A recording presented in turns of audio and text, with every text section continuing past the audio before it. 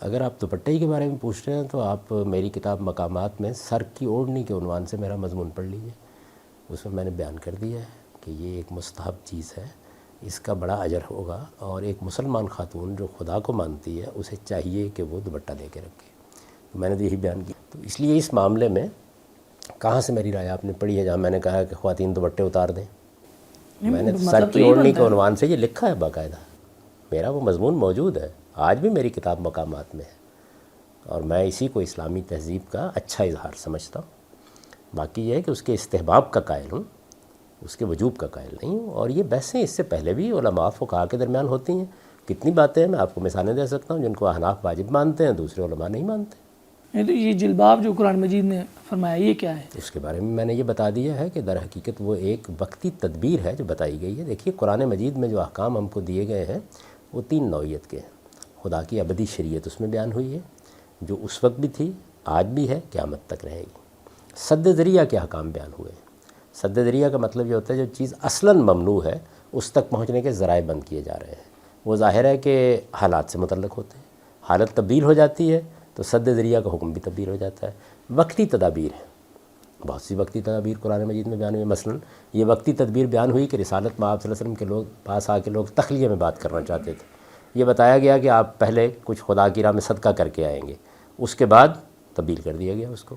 تو وقتی تدابیر کے ذیل کی چیز یہ بھی ہے. اس کو کب تبدیل کیا گیا؟ بتا دیا قرآن مجید نے کہ ہے ہی وقتی تدبیر، یعنی اس کو پڑھ لیں نا. یہ تبدیل کرنے کی ضرورت نہیں ہوتی. ایک چیز کی پہلے نوعیت طے کریں گے آپ کہ کیا چیز ابدی شریعت ہے، کیا چیز وقتی تدبیر ہے، کیا چیز سد ذریعہ ہے. یہ اگر آپ کبھی بحث کریں گے تو میں آپ کو بتاؤں گا. آپ کافی فیاض واقع ہو گئے ہیں، آپ کو میں ہر بتاؤں جگہ گا. آپ چیز کو مخصوص کر دیتے ہیں اور ادھر سے کوئی رستہ نکال لیتے ہیں. دیکھیے بات یہ ہے کہ نیت کے بارے میں تو آپ کوئی بھی تبصرہ کر سکتے ہیں، میں تو کسی کی نیت کے بارے میں کوئی تبصرہ نہیں کرتا. آپ کی رائے بتا رہی ہے کہ آپ کافی فیاض ہیں، ہر چیز کو آپ مخصوص قرار دیتے ہیں. اس وقت پھر دین کیا رہ گیا؟ سارا دین مخصوص ہو جائے گا. میرا پروردگار بہت فیاض ہے، وہ انسانوں کے ساتھ ایسے ہی معاملہ کرتا ہے، وہ بھی اسی فیاضی کے ساتھ دیکھتا ہے. اس کو میرے پیغمبر نے بھی بیان کیا. اسی فیاضی میں آپ نے وہ مسافہ بھی ڈال دیا، خواتین کے ساتھ مسافہ بھی کر سکتے ہیں اور اختلاط بھی. نہ ہو کل کو آپ اس سے آگے بھی اس لمٹ کو بھی کراس کر کے کسی اور چیز تک کہہ دیں گے کہ مساج بھی ٹھیک ہے اگر شہوت نہ ہو. یہ تو پھر کوئی حد نہیں ہے اس میں. اگر آپ اس طرح ریلیکسیشن دیں گے پھر تو حیا ہمارے معاشرے سے نکل جائے گی. دیکھیے بات یہ ہے کہ کیا چیز رکھنی ہے کیا نہیں رکھنی، یہ فیصلہ تو اللہ کا رسول کرے گا. اللہ کے رسول نے اگر کسی چیز کے بارے میں ہم کو مطلق کوئی حکم دے دیا ہے تو مطلق حکم ہوگا. اگر کسی چیز میں ترجیح بیان کی ہے تو ترجیحی چیز ہوگی. اگر کسی چیز میں اپنی پسند ناپسند بیان کی ہے تو اپنی ناپسند ہوگی. تو میں نے رسمی مسافے کے بارے میں یہ بیان کیا ہے کہ یہ کوئی حرمت کی چیز نہیں ہے، یہ ہمارے ہاں کی ایک ثقافت ہے، تہذیب ہے، اور ہمارے دین نے ہم کو یہ مزاج دیا ہے کہ عورتوں اور مردوں کے درمیان فاصلہ رہے، اور یہ فاصلہ رکھنا چاہیے ہمیں. اس فاصلے کی وجہ کیا ہے؟ اس کی وجہ یہ کہ ہمارے ہاں بدکاری ایک بہت بڑا جرم ہے.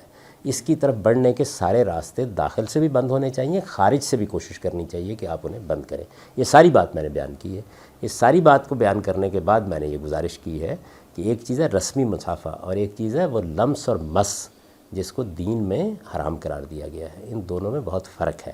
وہ فرق سمجھانے کی کوشش کی ہے اور یہ بتایا کہ رسمی مسافے پر اس کا اطلاق نہیں ہوتا. آپ مجھ سے اختلاف کر سکتے ہیں، لیکن میں حیران ہوتا ہوں کہ جب آپ پرانی فقہ پڑھتے ہیں اور اس میں شوافع کے، اس میں احناف کے، اس میں حنابلہ کے اختلافات پڑھتے ہیں تو ان پر بھی یہی تبصرہ کرتے ہیں. یعنی کتنی چیزیں ہیں کہ جن کو ایک امام مانتا ہے دوسرا نہیں مانتا. آپ یہ دیکھیے وہ درجہ کہاں، وہ حضرات کہاں، اور آپ اگر درجے کے تقابل پہ بات کرنی ہے تو پھر تو خیر ہے کہ میں تو کسی اپنے درجے کا ادعا نہیں رکھتا، طالب علم ہوں اور طالب علمانہ گفتگو